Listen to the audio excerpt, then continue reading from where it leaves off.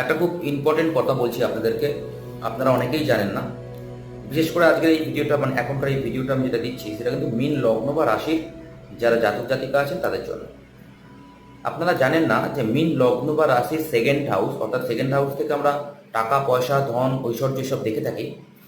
সেই second house কিন্তু মেষ রাশি পড়ে।